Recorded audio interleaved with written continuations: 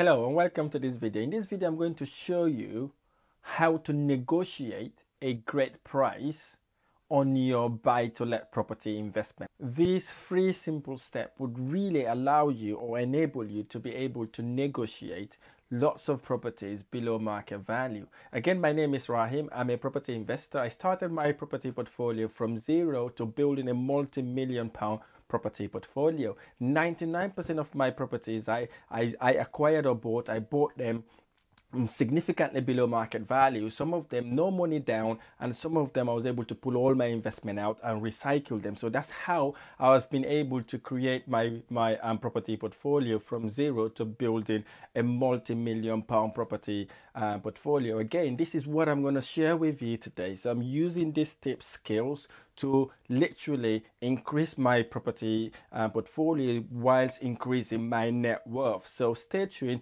listen until the end to learn, and please implement it, because if you learn, you don't implement it, you're the same as the one who hasn't learned. So I really urge you to use these skills to be able to secure yourself amazing below market value. Before we get going, if you like this video or any of my videos, don't forget to hit the like button below, subscribe to my channel so you can see more of these tutorials.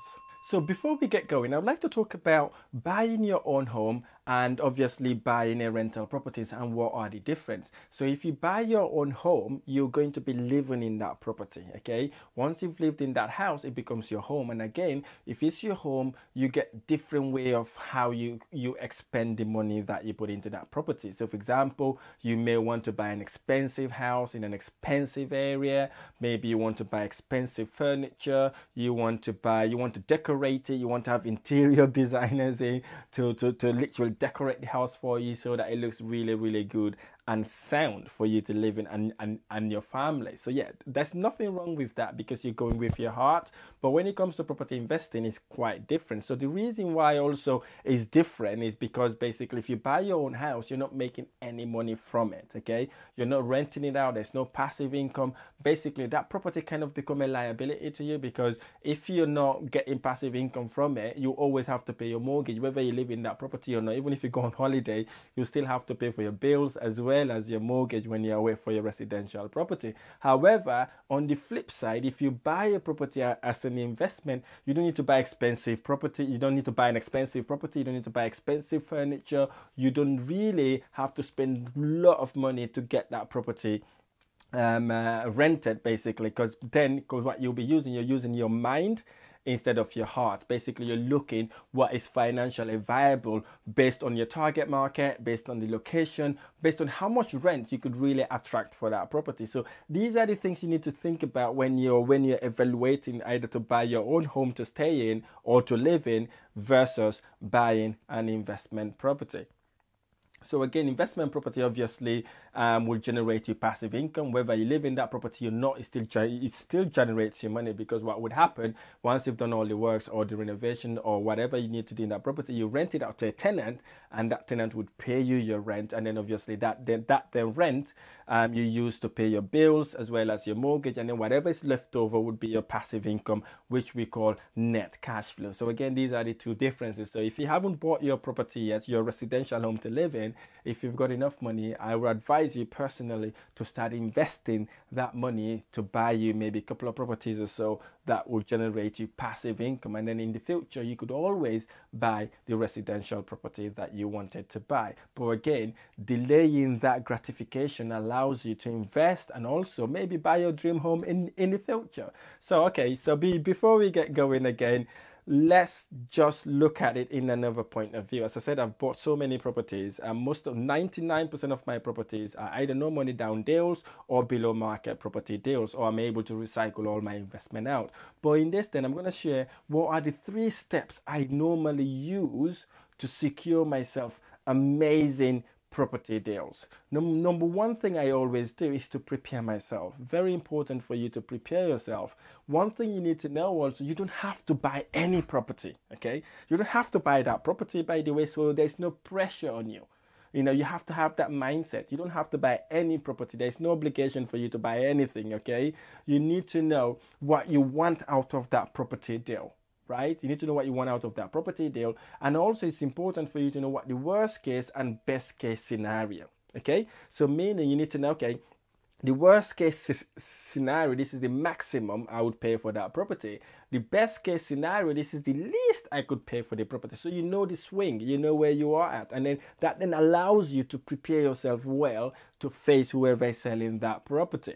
And also important for you to know why the owner is selling their property. So if you're direct to vendor, sit with them, understand why they're selling. Are they selling because they're moving in a different town, country, or location? Are they selling because they need a bigger house or a smaller house? They want to downsize, or probably because they want to live near a family member who had health issue. Whatever their reason is, you need to learn why they're selling, because once you know why they're selling, you'll be able to tailor your offer to suit their need. Okay, and again, when it comes to properties, it has to be an ethical thing. Okay, you just don't want to grab that property and run away from them.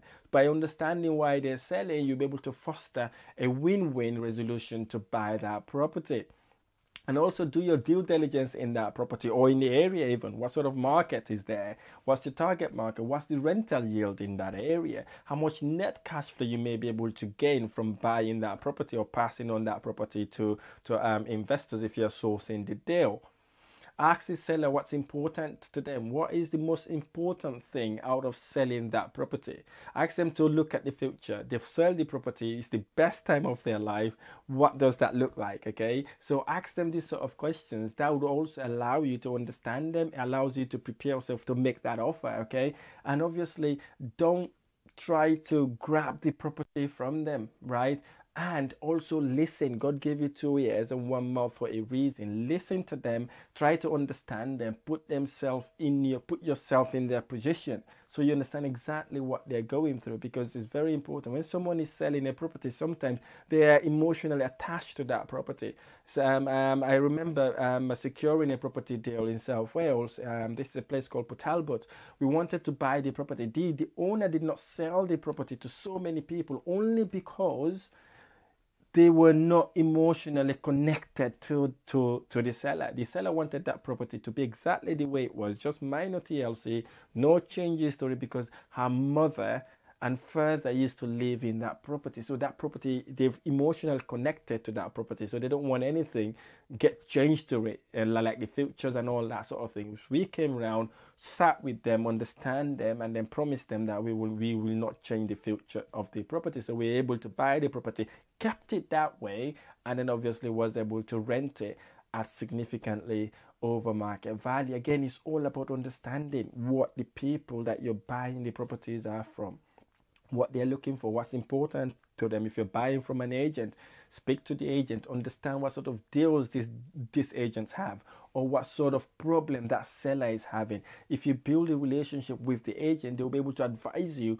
why the seller is selling and what sort of money the seller is expecting to achieve from that property deal. Number 2, make an offer. Okay, make an offer. Is very important for you to, once you've done your due diligence, you've done the analysis, you know the market, make the offer. Very important. Find the best case and worst case scenario. Find the best case that works for you.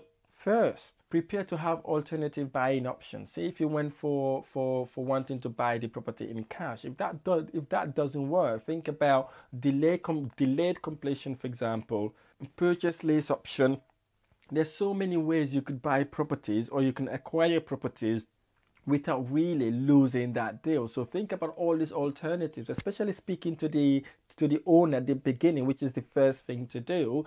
Is basically that then allows you to put so many way of buying that property, so you can then go and approach this owner and tell them what sort of deals you would like to put on with them, because you want your offer to be accepted straight away. That's the reason why it's important to have this alternative. But obviously, stick to your first alternative, right? Don't go mixing the options and all that sort of thing. Make sure you stick to one alternative. If that doesn't work, before you use another alternative. Very important. I remember recently a vendor approached us, because we got the vendors approaching us.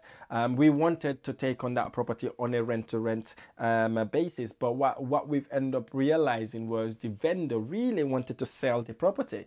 So what I did was I had a meeting with him. We discussed it. I tried to learn and understand why he was selling, what was important to him, and why he really wants to get rid of the property. So obviously we realized that he doesn't want rent to rent. Rent to rent was only an option for him. He didn't want it, but if we could buy that property off him, that would have been the best case scenario for him. So what we did, basically, we negotiate the deal. We come to some sort of agreement, and we were able to give him a cash offer, and he was able to accept it, and we had the property, and then he walk away with the amount of money he wanted. And again, that was a win-win resolution. So again, these are the sort of things you need to understand when you are buying properties. And also ask the owner what is the lowest offer they could accept. Sometimes being straightforward and honest is very important. Ask them, what's the lowest offer? If you believe that lowest offer is one of your alternatives, work with them and get the deal done. And also make offer in all the properties you viewed, okay? Don't leave anyone without making an offer. Make an offer. Follow up with that offer. Make that offer to ensure that at least there's something there. So if you make an offer, your first offer got accepted, you need to start thinking about your offers, okay? There's something wrong somewhere. You're making offers basically for them to be rejected. You want to ensure that you're not buying these properties over market value, okay? If you remember, when you're buying a property, you want to look for reasons why you don't want to buy the property. Key, the reason why you don't want to buy the property, that's what you look for, right? If you cannot find any reason for not buying the property, that's a good property deal, okay? So you can negotiate. And if your offer got accepted straight away, you have to go back and renegotiate, because obviously you may have paid more than you anticipated to pay in that property deal. And make multiple offers, okay? Don't just make one offer or two offers and wait until you get a result. No, you go out there, view as many property deals, analyze as many property deals, do all the due diligence, make these offers, different offers, right? Different way of making offers, delayed completion, purchase lease option, rent to rent, or you could even offer them a cash offer. So whatever works, you could execute with them. The third thing you need to do to be able to secure below market properties, or to be able to buy great buy-to-let property, is following up, okay? I cannot emphasize how important it is to follow up, okay? So you may come to an agreement where the deal did not go through, so you just forget about it. Don't do that, okay? Always follow up. Find out what could work with that owner, right? Find out what are the possibilities, what are the options that they're looking at for you to be able to close that deal with them. Wait a little while. Once you put your offer, you got rejected. Wait a bit, right? See how the market is doing in that area. Check the property online, see if the property is still there, or touch base with them to find out if the property has been sold or not. And then obviously you make your offer, increase it incrementally. Obviously don't go crazy on offering over market price for the property. And again, if it doesn't work for you, it's not the end, right? Just know what's your maximum budget is, and how much you could really buy the property. And again, what works out for me really well, I like to throw out their odd numbers. So if I put offers 1, 2, 3, 4 times it's not been accepted, I'll throw an odd number there for them to know that's my final offer, and I'm not really going to budge, because it's not going to work for me, and obviously it's not going to work for them either. If the vendor still wasn't happy about your offer, don't walk away from it. Just tell them your offer is on the table. Should they change their mind, never ever tell them, okay, that's it, done, I'm gone, my offer is not on the table. Always tell them your offer in the table. If they want to reconsider, feel free to leave your numbers and your email address so they can contact you should they not been able to sell the property. Again, I've been able to close so many deals that way. And when we do follow up, or when the vendor come back to us and tell them, listen, I'm happy to accept your offer, and guess what, we're even able to renegotiate below what they've already accepted and get those properties significantly below market value, whilst the even owner is also happy for us buying the property from them. And then if the vendor still say no to you, continue actively following up, okay? Don't ever stop following up until the property is sold, taken off online, and it's completed, basically, right? Because sometimes it takes 3 to 6 months for a deal to be sold, or for a property to be sold. So keep an eye on it, follow up. Never ever think it's been sold because they've told you it's sold. Keep an eye on it, contact the vendor. Try to understand if they said the property is sold, ask them whether it's been completed already or is in the process of being sold. and then obviously follow up that, because sometimes it may fail through. And again, if it fell through, it gives you a massive opportunity for you to plug yourself in to buy that property deal. So again, these are the 3 ways I have been closing my deals below market value and been able to negotiate below market value cash offers, delayed completion, purchase lease option deals using these 3 steps. The number 1 step is to prepare yourself, make an offer no matter what, and follow up. I really hope this video has been helpful. If this video has been helpful, don't forget to hit the like button below, share it with friends and family, and then if you like this video or any of the videos, hit the like button below, subscribe to my YouTube channel for more of these amazing tutorials. Thank you so much for listening. I look forward to sharing the next video.